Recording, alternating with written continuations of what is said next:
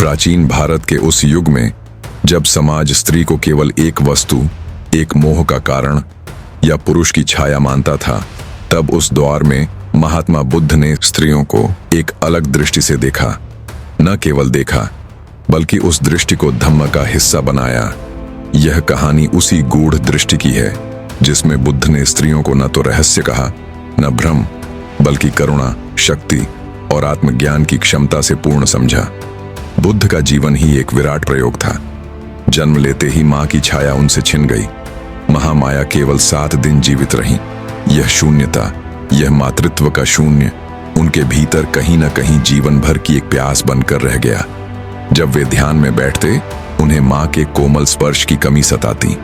उन्होंने एक बार अपने शिष्य आनंद से कहा था, एक मां का प्रेम यदि धम्म होता तो संसार पहले ही मुक्त हो चुका होता। उनके भीतर करुणा का जो बीज हुआ वह उसी पहले वियोग से निकला था। यशोधरा का प्रसंग आते ही बुद्ध मौन हो जाते थे। एक ऐसी स्त्री जिसने सब कुछ जानते हुए भी रोका नहीं। उन्होंने बुद्ध से कुछ नहीं मांगा, न ही उनके लौटने पर शिकायत की। जब वे ज्ञान प्राप्त कर लौटे तो यशोधरा ने उनसे केवल एक ही वाक्य कहा, क्या आप जानने को उत्सुक नहीं हैं कि मैं इन वर्षों में किस तप में थी? बुद्ध ने उनकी आंखों में देखा और पहली बार एक स्त्री की तपश्चर्या को मौन में स्वीकार किया। यही मौन, यही त्याग बुद्ध की दृष्टि में स्त्री का पहला रहस्य था।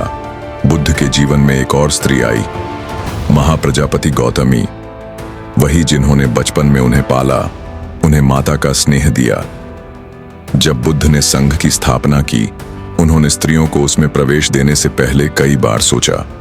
समाज, परंपरा और नैतिक अस्थिरता के भय से उन्होंने आरंभ में अस्वीकृति जताई।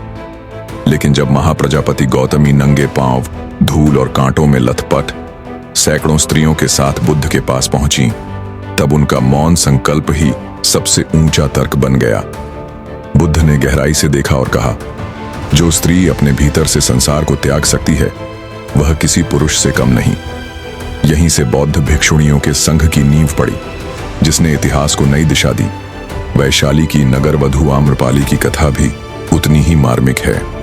सुंदर, समृद्ध और अहंकारी अम्रपाली जब बुद्ध के पास आई तो कुछ भिक्षुओं ने झिझक दिखाई, लेकिन बुद्ध मुस्कुराए। उन्होंने उसे आमंत्रण दिया और उसकी बात सुनी। अम्रपाली ने पहली बार कोई ऐसा पुरुष देखा जिसकी दृष्टि उसकी देह से पार थी। वह विचलित हो गई।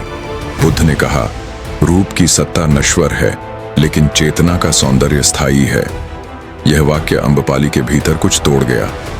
वह उस दिन से नगर वधू नहीं रही, वह साध्वी बन गई। उसने अपनी विलासिता को त्याग कर ध्यान की यात्रा शुरू की और बौद्ध संघ की एक विदुषी बन गई। एक और स्त्री थी, किस्सा गौतमी। उसका बच्चा मर चुका था और वह पगलाई हुई सी बुद्ध के पास आई। उसने उनसे कहा, मुझे मेरा बच्चा लौटा दीजिए। बुद्ध ने प्रेम से कहा, तुम बस उस घर से राई के दाने लेकर आओ जहां आज तक किसी की मृत्यु न हुई हो। वह पूरी नगर में घूम आई। हर घर में मृत्यु की छाया मिली। वह टूटी हुई लौटी और बुद्ध से बोली, अब मैं समझ गई, मृत्यु से कोई नहीं बचा। उसी क्षण उसके भीतर से अज्ञान का पर्दा हट गया। यही थी बुद्ध की स्त्री के प्रति दृष्टि। सहानुभूति नहीं, जागरूकता देना। धम्म के विकास में स्त्रियों का योगदान केवल भावनात्मक नहीं था, वह बौद्धिक और आध्यात्मिक भी था। थेरिगाथा, जो स्त्री भिक्षुणियों की आत्मकथाएं हैं, उसमें 73 भिक्षुणियों की कविताएं दर्ज हैं। यह विश्व का पहला ऐसा ग्रंथ है जिसमें स्त्रियों की आत्मा, संघर्ष और ज्ञान को जगह मिली। वे भिक्षुणियां कोई साधारण स्त्रियां नहीं थीं। उन्होंने बाल विधवा होने, शारीरिक शोषण, पुत्र की मृत्यु और समाज की उपेक्षा जैसी अनगिनत पीड़ाओं को पार कर आत्मबोध प्राप्त किया। बुद्ध ने एक बार कहा था, चित्त को देखो, शरीर को नहीं। जो विकार है वह स्त्री पुरुष में भेद नहीं करता। उनका संदेश स्पष्ट था, आत्मज्ञान का रास्ता किसी भी लिंग का बंधक नहीं है। यह केवल चित्त की निर्मलता और ध्यान की तीव्रता पर आधारित है। उनके लिए स्त्री कोई रहस्य नहीं थी, बल्कि माया और करुणा के उस संगम का नाम थी जो संसार को जन्म देती है और उसी संसार से मुक्त भी कर सकती है। एक प्रसंग में आनंद ने बुद्ध से पूछा, भगवान, क्या स्त्रियां भी पुरुषों की तरह निर्वाण प्राप्त कर सकती हैं?